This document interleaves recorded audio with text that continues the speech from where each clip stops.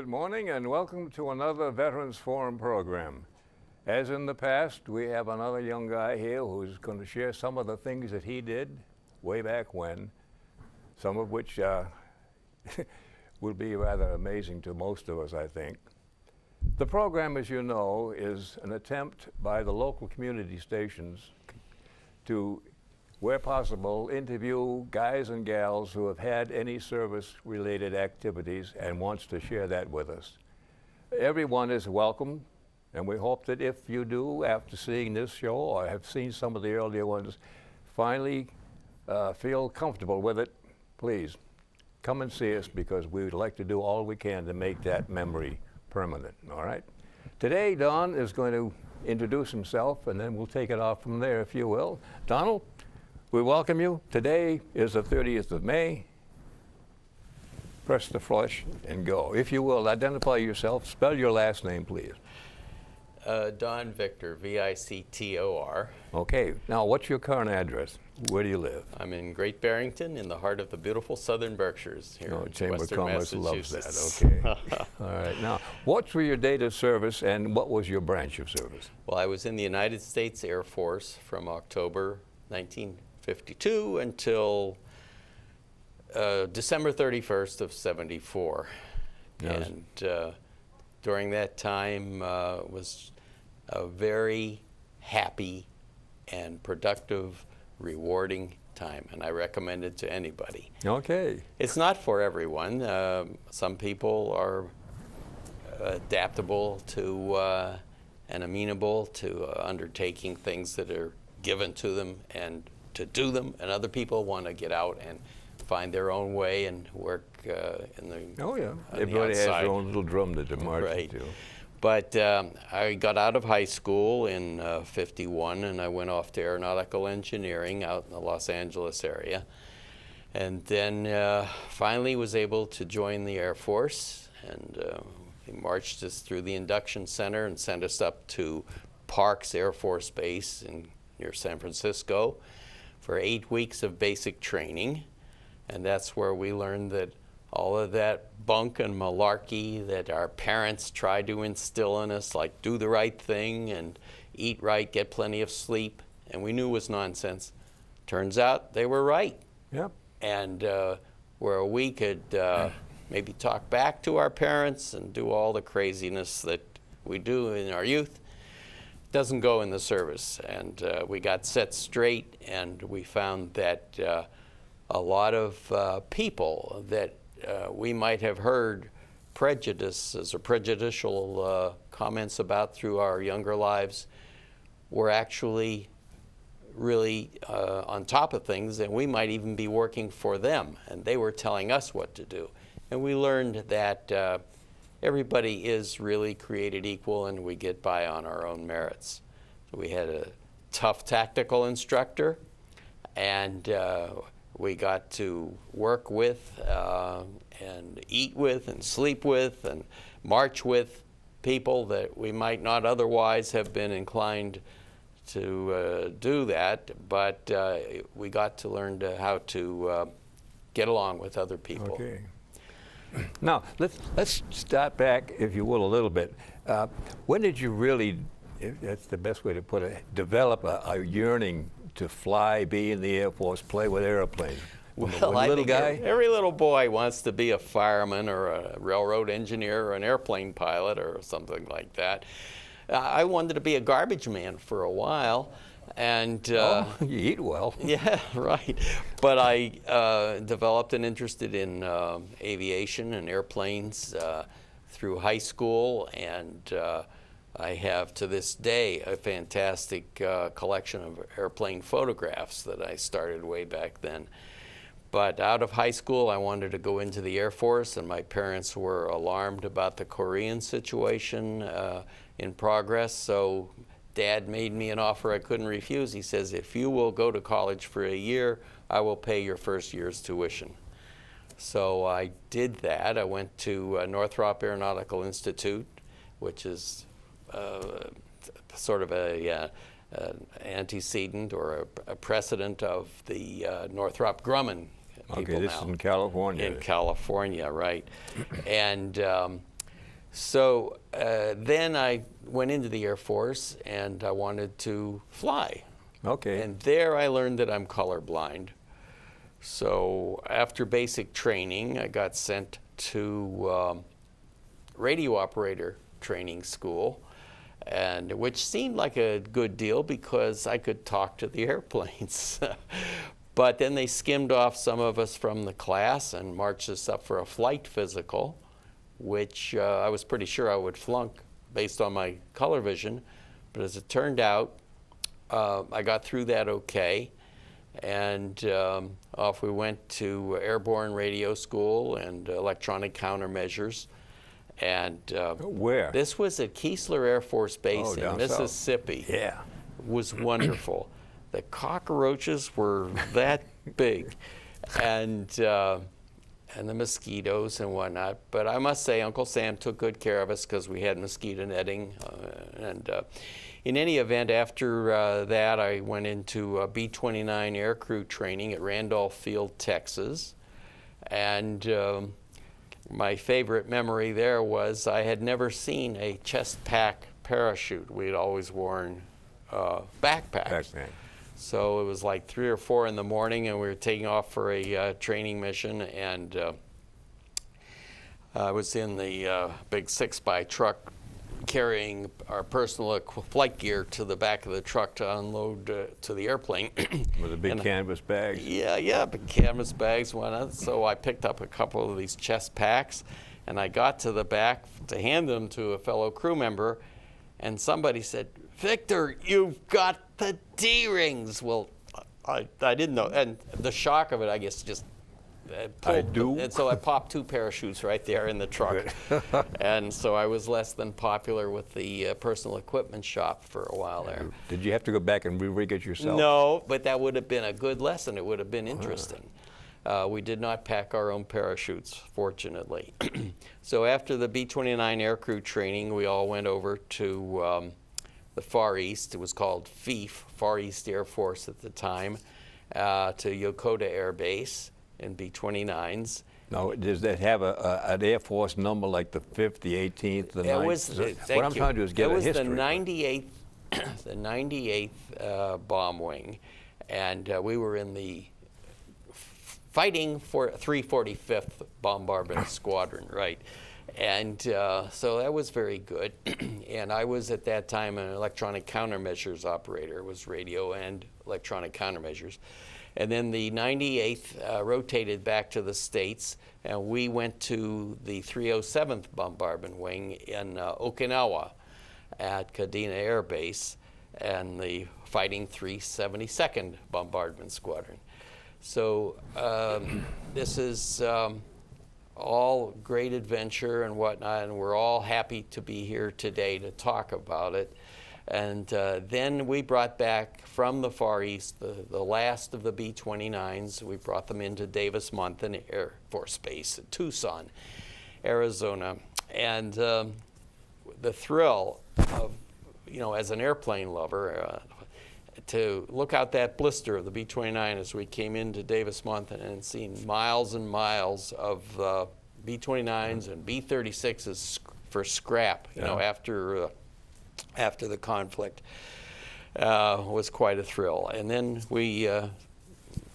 that was the end of our B-29 days. And we all went our separate ways, home on leave. And I went on to Robins Air Force Base, Georgia, into KC-97 refueling airplanes. Mm-hmm. And in fact, I have some pictures here we'll be looking at later. And we refueled from the KC-97s. Now, this was Strategic Air Command. Before it was Far East Air Force.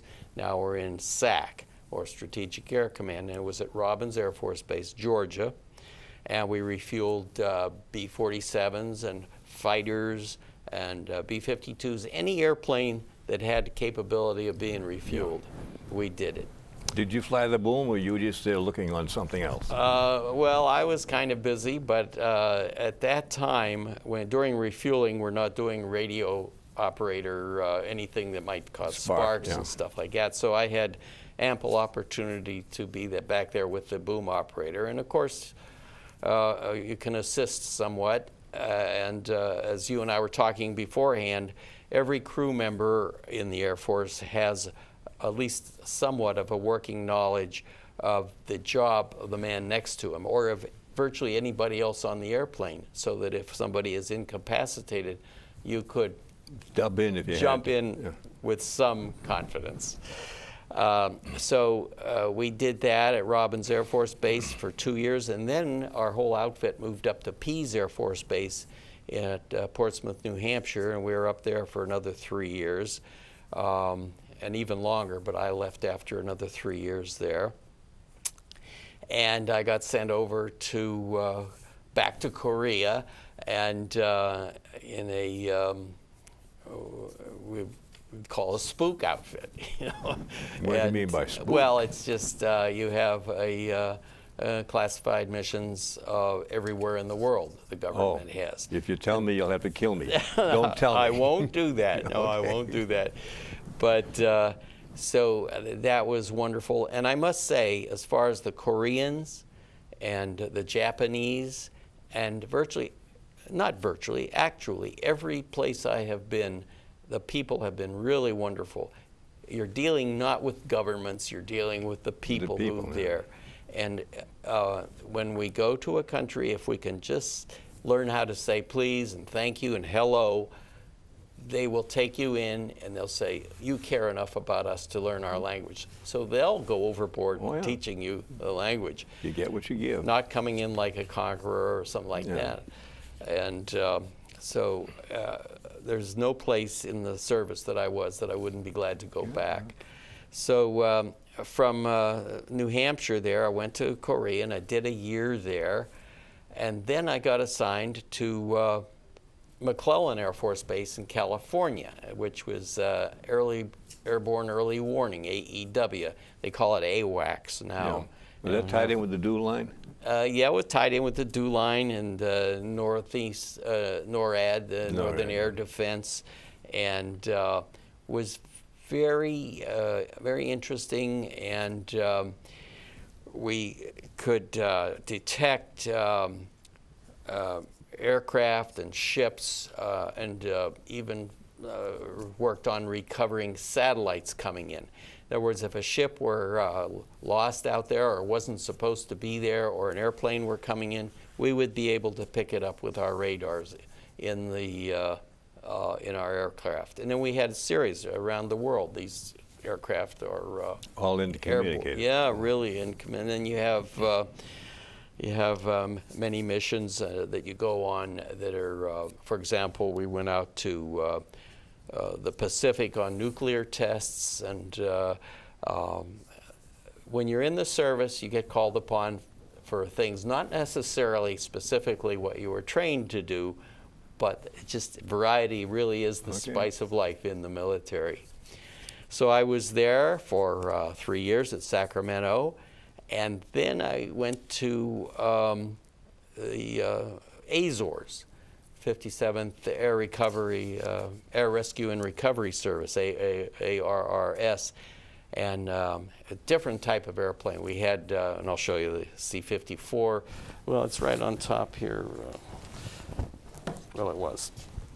The C-54 was an antique left over from the World War II, and we made a rescue airplane out of it, put B-29 size blisters on it.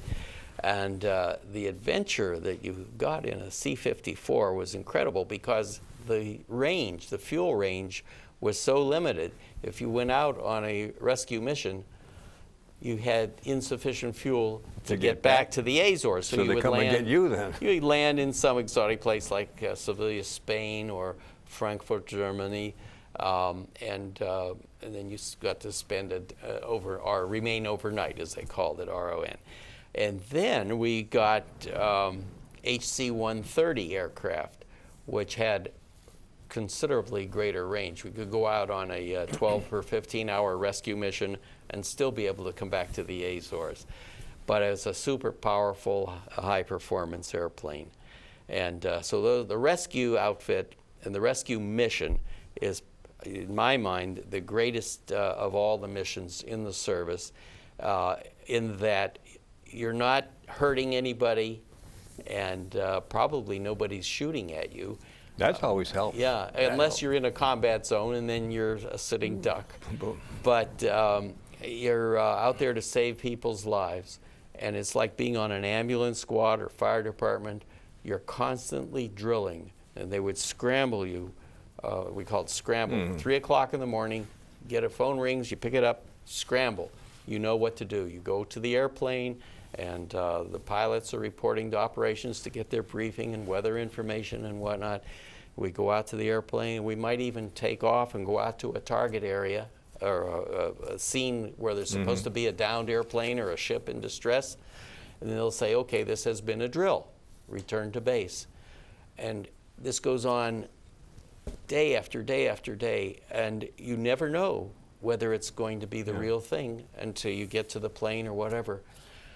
So it's constantly drilling, and everybody knows the job, knows the drill, so to speak. I'm butting in a bit, but Sir. now, with the different stages of alert, if you will, at A, B, or C, or 1, 2, or 3, when C, you're standby, you're confined to the base, you can't go anywhere. B, you're on the flight line. A, scramble. Yeah.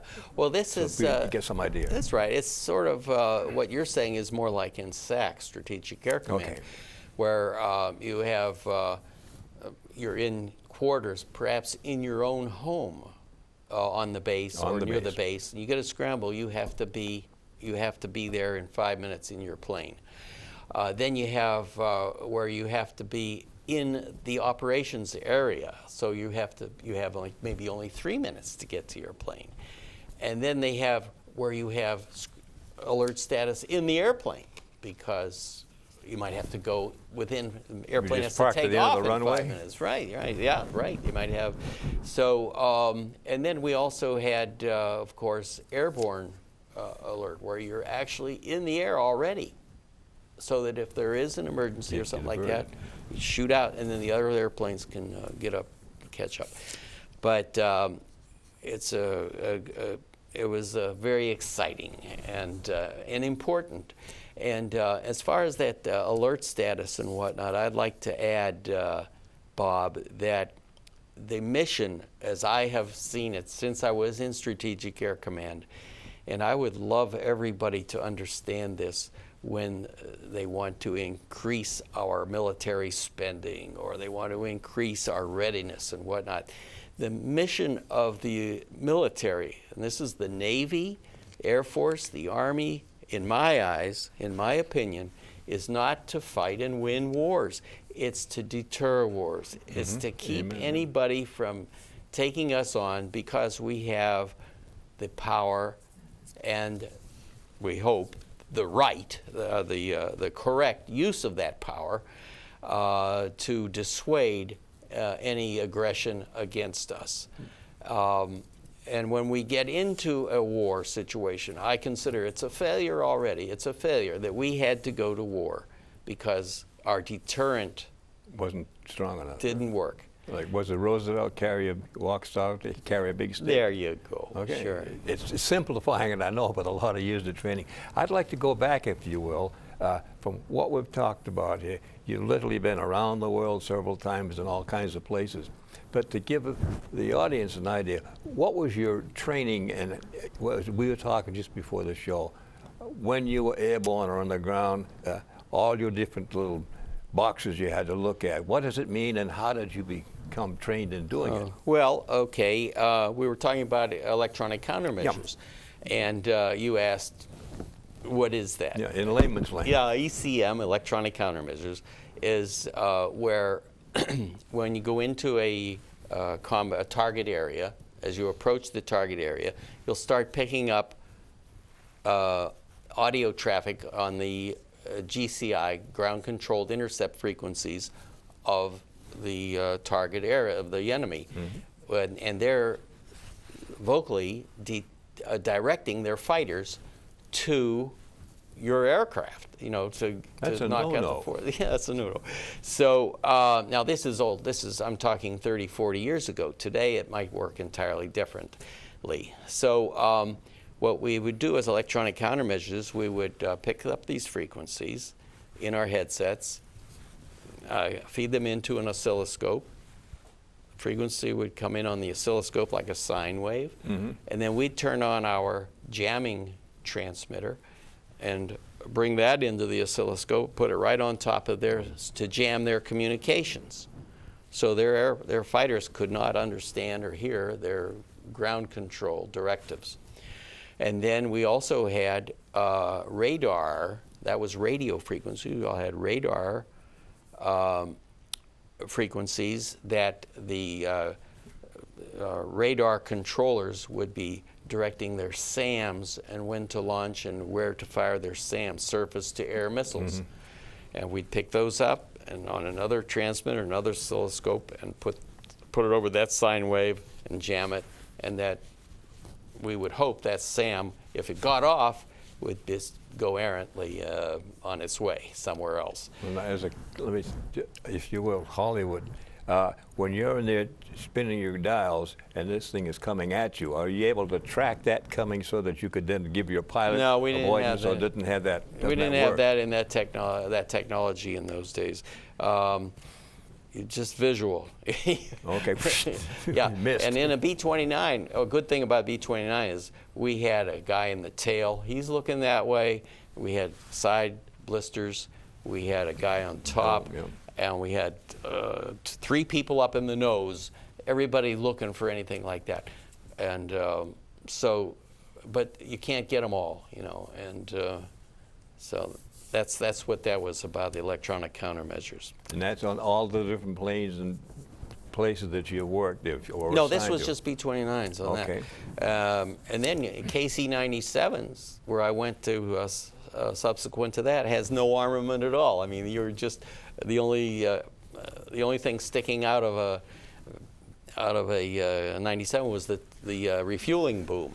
So, but generally, refueling isn't done immediate to a target area anyway. So, and if you needed it, you'd always get fighter. You could get fighter cover and stuff like that. You know, we have, but planes move so fast today. Oh yeah, I mean, microseconds. You know, sure. I mean, you could what it would take like 50 World War II bombers to do, they can do with one bomber today. You know, as far as putting munitions on a target. I was particularly and I particularly enjoyed one memory from the basic training, and that is the Star-Spangled Banner, which of course is dear to all our hearts. And in basic training, I was marching by chance right behind the band. And when we parade, we'd come to a parade stop, and they'd play the Star-Spangled Banner. The tuba was right at the back of the band. Boom. Yeah, and that's all I could hear.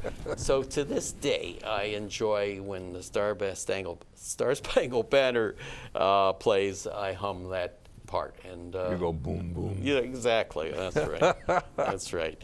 So I would mention, though, that veterans-wise, I was about to join the VFW in Great Barrington when I came here out of the Air Force.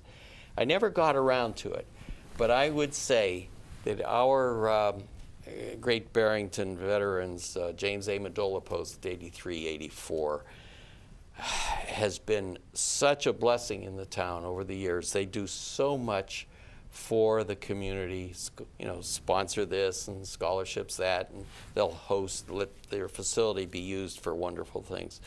And I just never got around to joining. And I recently, well, maybe 10 years ago, joined the Jewish War Veterans, which is incidentally the longest lived or the oldest continuously operating veterans organization in the country. It was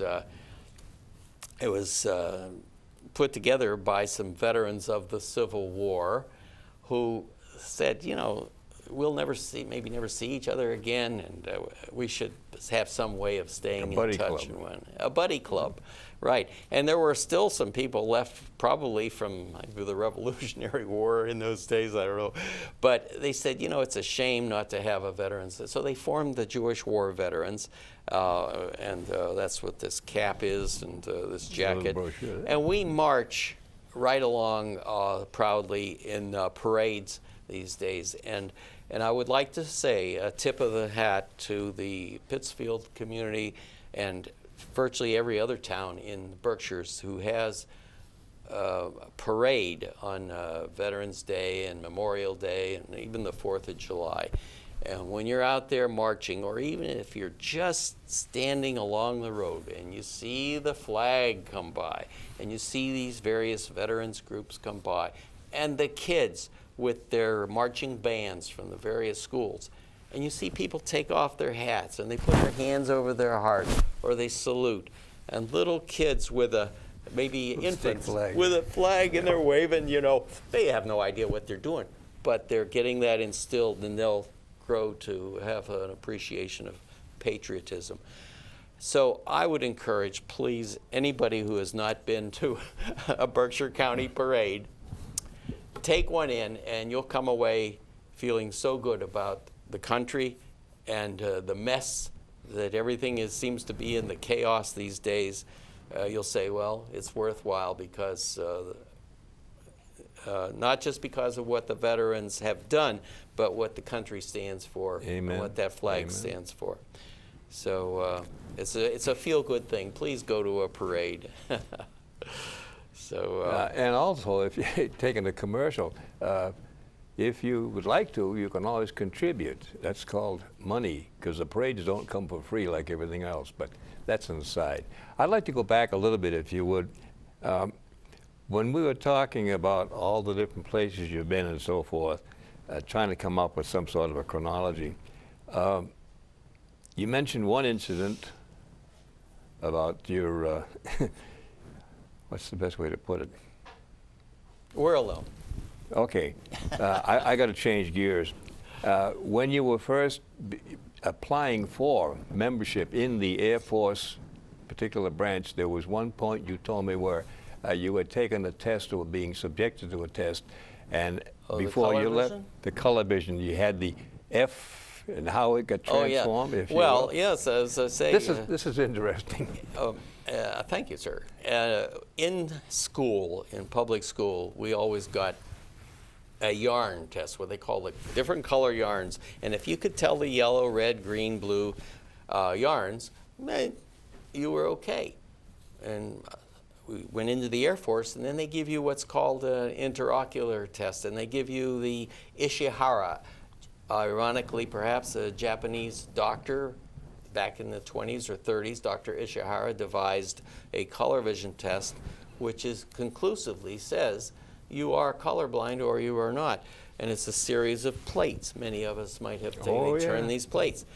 Now, what most people do not know is that within this series of plates, there is one plate that everybody can see. I mean, it's just there. So if you're trying to flunk the test and you say, no, I can't see the number, they know you're faking it. All right. And but how about the other side? How can you prepare for it? Well, that's just the thing I'm trying to get. No, I tried. So, but it's just very cut and dry. So when they marched us up, they say the radio operator school up to for flight physical, I said, this is it. They're going to wash me out on color vision. So I went into the little hut there, and they checked everything. They checked my color vision, and I flunked it. See? So I came back, and I joined my buddy that had been there with me, and I said, oh, and he went in first, and he came back, and he said, hey, good news. They didn't check my color vision. Well, they checked mine, and when I told him that, he felt cheated. He went in and had them make sure they checked his color vision because he knew he could pass it. So at the end of the exam, they had a little guy, a guy with 2 stripes, or 1 stripe actually that I had at the time. Check and make sure you did all your tests. And he says, oh, I see you flunked color vision. I said, because there was an F right there. And I said, it was either F or P. Mm-hmm. I said, yeah. I said, I feel terrible. I said, gee, everything else went so well. He said, why, you want to fly? I said, yeah, I really do. So he took his pencil and he took that F and made a P out of it. So they were all P's on there. Well, shortly thereafter, I mean like a year or two later, the grade of color vision that I had became acceptable because I was not severely colorblind and for flight status. So So then you became legal. I was legal, legitimate. Yeah. Yeah. But the thing is about the service, probably don't have to tell you, Bob, wouldn't we like every young person to have the opportunity to go into either military service or Peace Corps or some sort of getting out from the house, you know, after high school, stay home, go to college, but get away and get dried out behind the ears and find out that, my gosh, my parents knew what they were talking about. Strange. I can't believe it. You know, and this the Israelis and other countries have a mandatory period of service, and it's a blessing. I look back on because I was wet behind the ears when I went in the Air Force, even though I'd been off to engineering school, and I learned so much. Right now, a lot of people, young people, are looking for work, and they'll say, well, okay, I'll try the service. Just as my parents were apprehensive because of the Korean situation then about my going into the service, I'm sure parents feel the same way today. And if I were a parent today, I would be questioning whether I want my child to go into the military service. But, you know, there's a patriotic aspect to it, and just as you can't tell that child, eat your spinach, or go to bed, or study hard, you probably are going to be less than successful and say, no, don't go into the service. The service offers a lot of opportunities, and one of them is education. Oh, yeah. We had a saying when I was in the Air Force, anybody who goes through 4 years in the Air Force and doesn't come out with a degree was spinning his wheels, was wasting time. Well, that was I, because I didn't do anything. But a lot of guys did. And today, women can. If you're in the service and you want to take courses, they're supplied free or they're supplemented by the service. And the education opportunities are marvelous. And if it conflicts with your schedule, your boss, your supervisor will say, well, okay, maybe we'll switch you with this guy. Because they want educated people in the service, and they want people in the service to educate themselves and improve themselves. It makes a better service person. So I would say, as far as going into the service today, pick your service. I would be partial to the Air Force. Why? 22 years? Yeah, 4 months and some days, a few minutes? That's right, that's right. So it is a wonderful opportunity, and I would like to see us out of this conflict situation. We all so do that.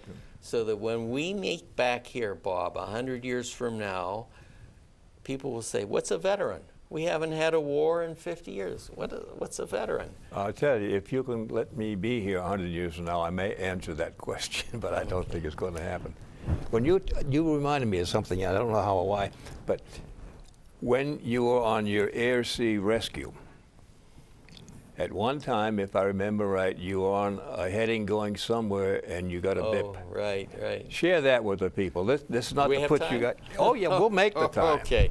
Well, Not too long, but also, in the far basics. as air-sea rescue, I would like to say that one of my childhood dreams was to fly on a seaplane. Not many people get to.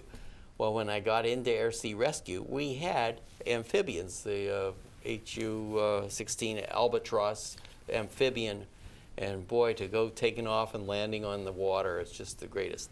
But this was when we got the HC-130 aircraft that I mentioned, and one of my jobs was a tracker operator.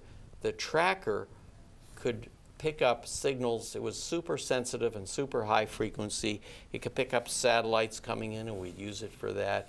And it could pick up distant frequencies and signals that regular radio couldn't. And so we used it primarily as for downed aircraft or ships in distress and whatnot from miles away.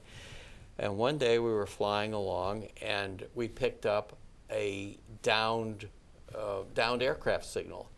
Now, a downed aircraft sends a beep signal that has in the tail, or somewhere in every airplane so equipped, is what's called a CPI, crash position indicator. And it's a transmitter. And the only time it transmits is if there's a sudden crash or something, it will pop out of the aircraft and start beeping. Beep, beep, It'll go beep, beep, beep, beep, Yeah. beep, beep. And it'll do this for, it's just like these black boxes that they The go orange for black in the ocean. boxes, yeah. Right. So we picked one up. And we called in to our base and told them what we were about to do. And he says, Victor, get on the tracker. So I got up there on the tracker, and so the needle spun around bearing was 180 right behind us. So holy cow, we just came over there, you know, and I couldn't figure the range right away, but we did a 90-270, which is like if you just turn around like this to go back, you're going to be about 10 Way off, miles yeah. off. So you do a 90-degree turn to the left, and then a 270-degree around to the right, and it puts you right back on the same track. So we're going gold, and it's right ahead. This signal is coming from right ahead, and it's getting stronger. When it's getting stronger, we should be there in a couple of minutes, you know. And as we're flying along, and then all of a sudden the signal is so strong, and then the needle spins like that, and it's behind us, meaning we just went over the site. We didn't see a thing. So we went back looking, couldn't find a thing.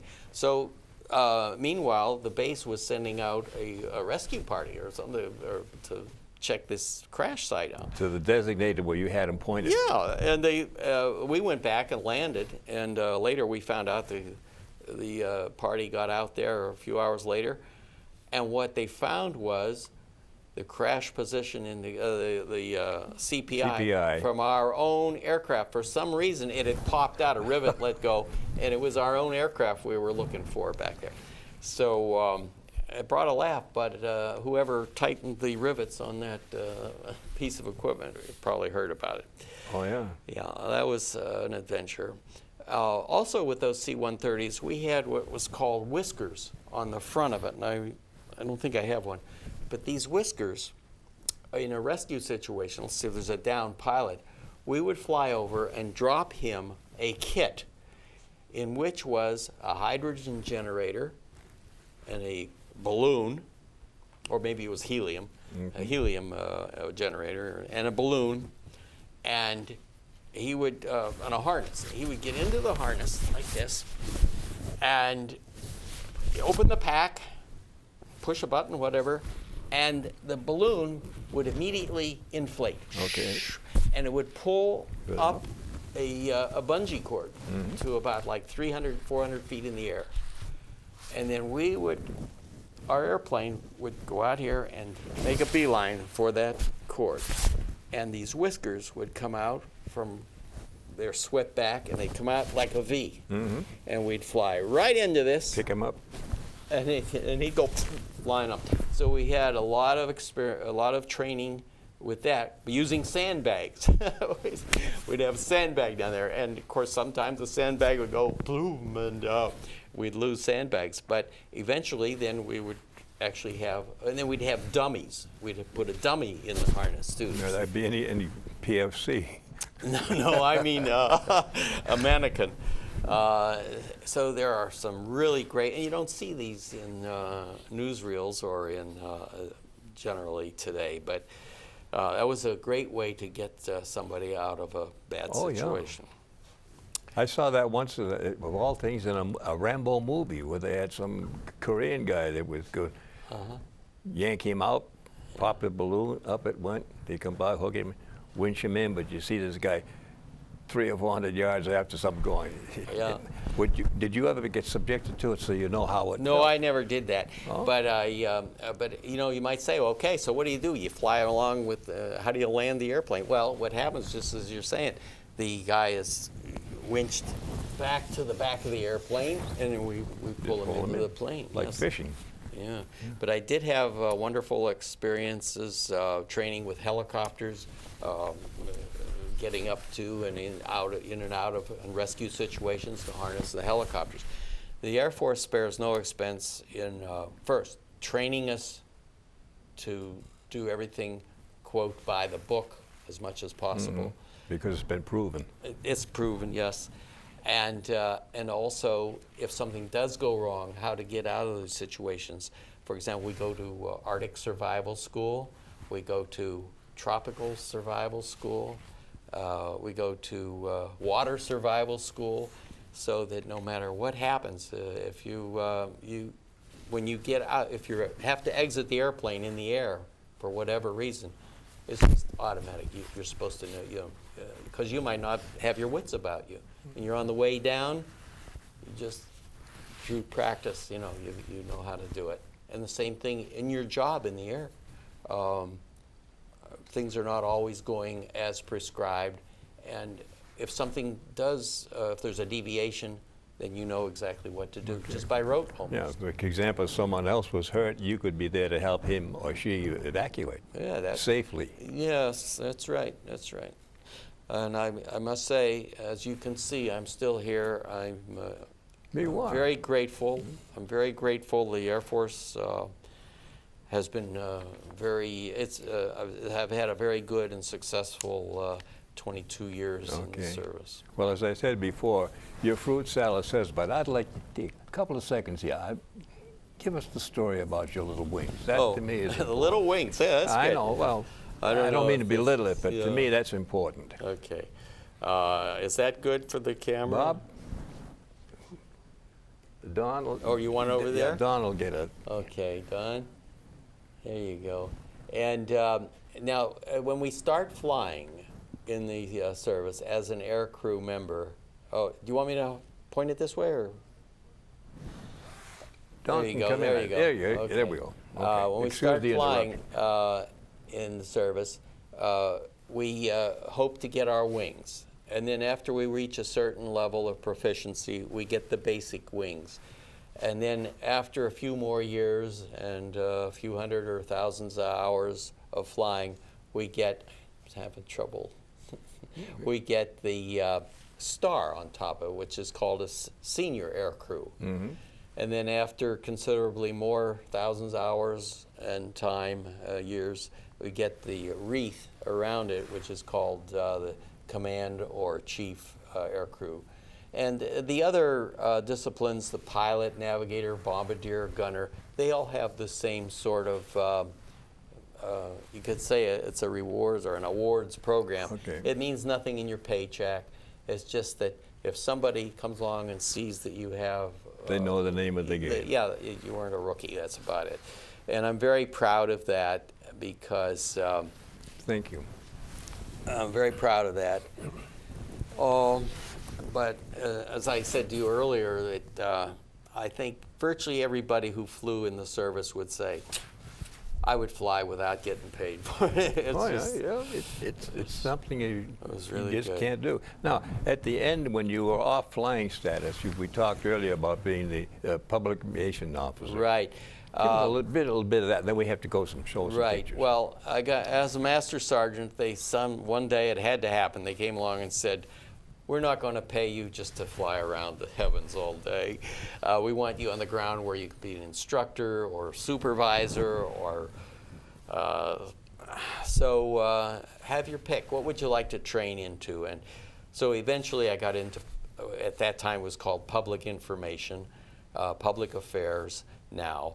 And so I ended up in a public affairs office at Westover Air Force Base, not far from here. Yeah. And then off to Griffiths Air Force Base in Rome, New York, which is where I retired from. But I had I had 14 guys working for me, and people would say, "How did you stay so fit? How did you stay so slim?" Because the food was great. Oh, Air Force food was great. And I'd say, well, when you got 14 college people working for you, all younger, and they all Smarter. have bright guys, you're constantly tensing during the day.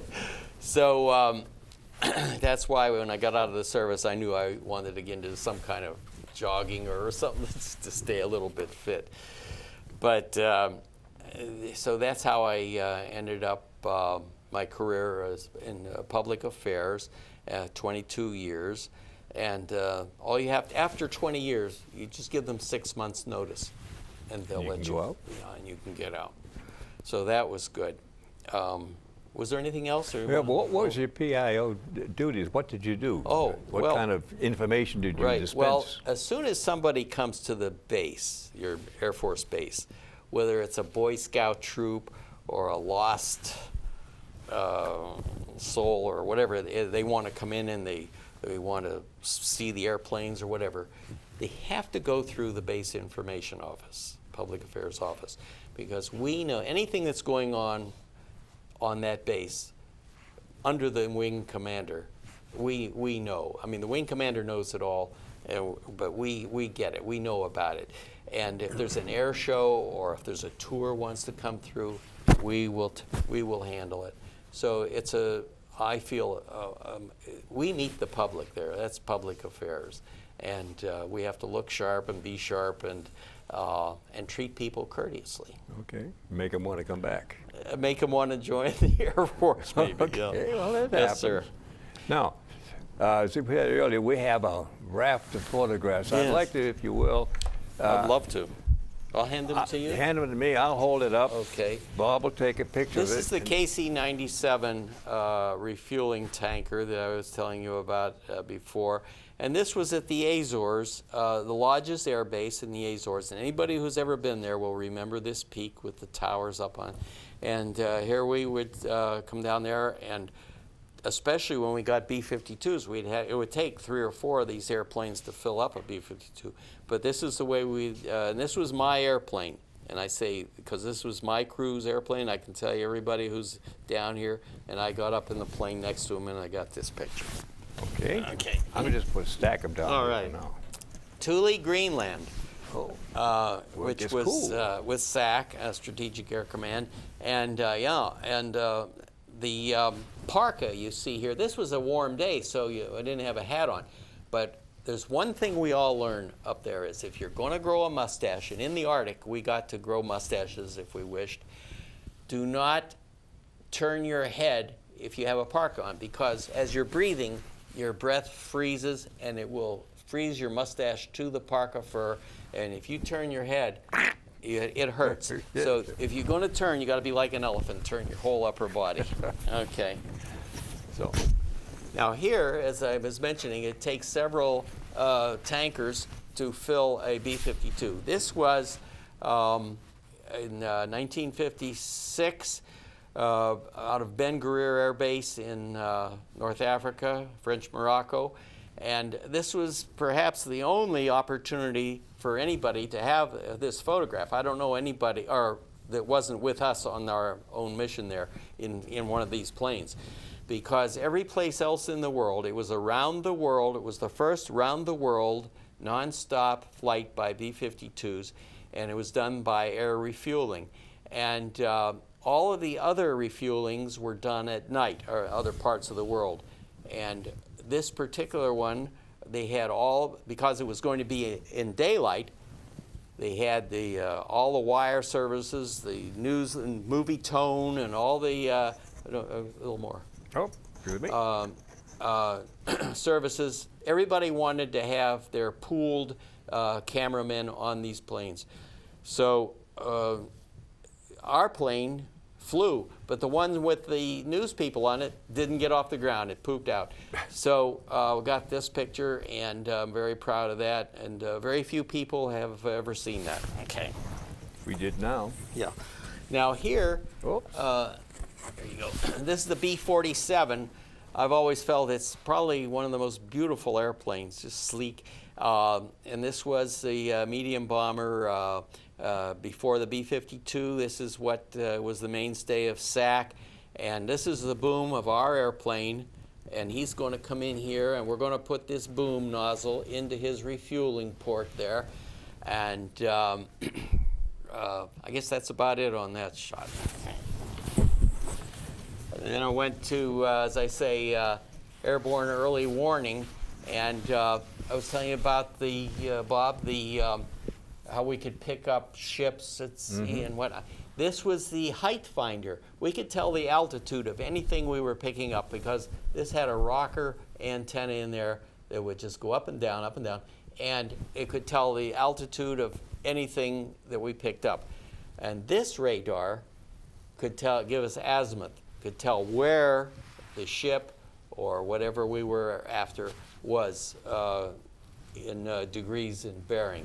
So this is the EC-121 aircraft, and is a wonderful airplane. And okay, so We're going through a lot of history here, guys. Yes. Now make sure I had this right side up. Okay. I suggested to Bob that we present this upside down so people would say, "What the heck is that?"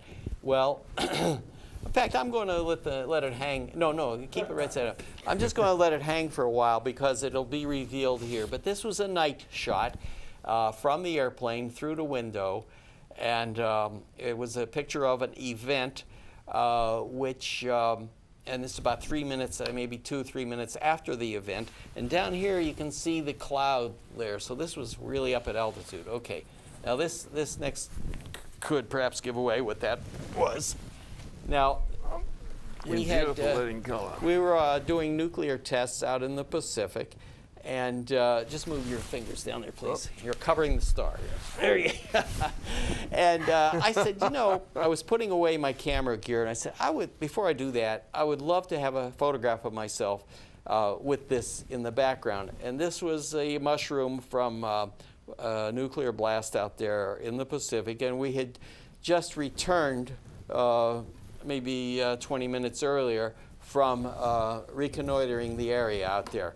Before any of these blasts go off, the government is very, very, very certain that nobody is in the area that shouldn't be there and that there's nobody at risk.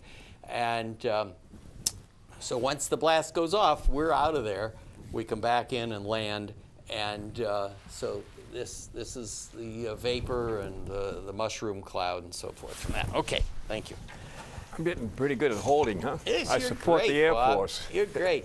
I mentioned before the C-54 aircraft that the old-fashioned rescue plane, here's with the blister, and there we'd be in there with binoculars and whatnot in this blister, and that was it. And if we had to run out of fuel, we'd land in Europe or whatever and have these wonderful overnight stays. But then we got the C-130, which was bigger and more powerful and longer range. And you can actually see the whiskers on these. I mean, you might be able to see them folded back along there that we use for retrieving downed airmen. Okay. In Thailand, this was in 1969. Bob Hope was supposed to come and entertain the troops. And the guys were hanging from lamp posts and everything. I mean, 2 hours before, you couldn't get anywhere. You couldn't breathe for the guys all around that stage. And then we got word, as I say, about 2 hours before, that Bob Hope isn't coming. They're sending Hugh O'Brien, who was Wyatt Earp. Okay. And on television. We said, oh, man, and people were really disappointed. And but we had this banner up already, and this was the airplane we were flying in at that time. This was the EC-121 of a different sort, and it was reconnaissance version. And so I'm coming along there. I said, wow, what a great shot. So I just took that. And I'll tell you, Wyatt Earp, Hugh O'Brien brought 4 or 5, he had 3 gals and 2 guys, and they put on Guys and Dolls for us. Oh. I'll tell you, Bob Hope couldn't have gone over any bigger. We loved it, and people were crying with joy. It was such a funny show. And then it turns out that Wyatt Earp, or Hugh O'Brien, is actually a world champion gun twirler. So he did a few of these things, and then he got the base commander to come up and make a fool of himself. You know, he dropped the gun and whatnot. But it was so good. And if I may, Hugh O'Brien, I know you're still with us, and I would just like to say thank you from all the guys who were there then, and it really was terrific. Thank you, Hugh O'Brien, and guys and dolls. And this will be the last one, I believe. No, there's one more. Okay, this is 1 minute to go.